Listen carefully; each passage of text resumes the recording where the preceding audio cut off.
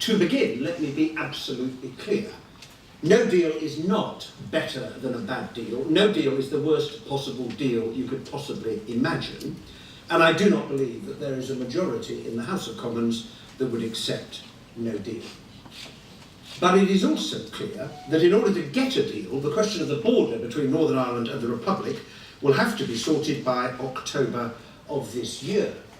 Now, as you know, this is not just about trade in goods and services, important though they are. It is about the referendum's impact on that border, on the Good Friday Agreement, and on the lives of the people of Northern Ireland and the Republic. And that is why the issue of the border between Northern Ireland and the Republic has come to symbolise the choice that the UK government has to make about its approach to Brexit. The Brexit Select Committee has an important job in scrutinising the negotiations and in holding the government to account. And from the beginning of our work, I felt it was really important that if we were going to do it properly, we would have to hear from those outside Westminster and listen to what they had to say to us. And that is why, Katie, Dublin was the first place that the committee went outside the United Kingdom, and we've been back since. And just before Christmas, we visited the border at Middletown between Armagh and Monaghan. And we stood there and we were told how 35 years earlier, at that very spot, there had been a customs post. You could see it decaying by the side of the road, checkpoints, an army base, a police station, watchtowers, and murder, all symbols of the Troubles. Now they are gone.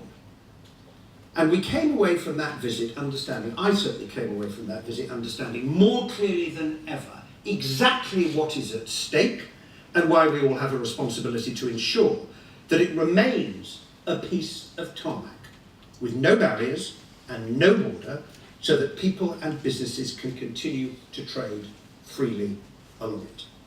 The negotiations are complex for a reason, and that reason is that they involve negotiation between two countries that are each trying to protect their vital interests on the one hand, while seeking to gain advantage in the country with which they are negotiating. So the idea that somehow the United Kingdom has been prevented from trading with the rest of the world by our membership of the European Union is nonsense.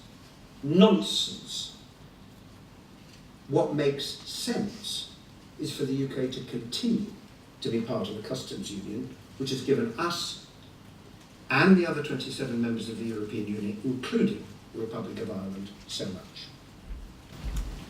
There are now just 6 months to go in which to reach agreement on a withdrawal treaty. How did we get to this point in that condition? Because I think for far too long the government appeared to be contemplating with equanimity going into a negotiation in which, because of the red lines it had adopted, it is facing the almost certain prospect of coming away with a less good deal for trade and services than the one which we currently enjoy, an outcome that will make the UK poorer than it would otherwise have been. And the exit analysis that Parliament instructed should be passed to our committee, and which our committee published, all of it bar 3 pages, showed that that is exactly what the government's own assessment has concluded. Why? Because it has only belatedly begun to face up to the consequences of those red lines for the border.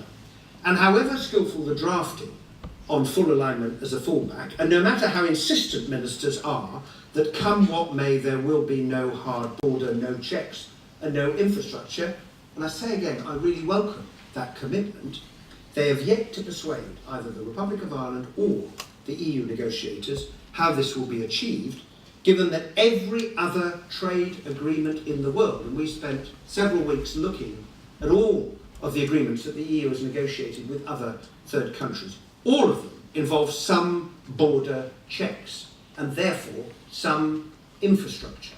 And some border checks and some infrastructure is not compatible with no checks and no infrastructure, which is what we have to see on the border between Northern Ireland and the Republic.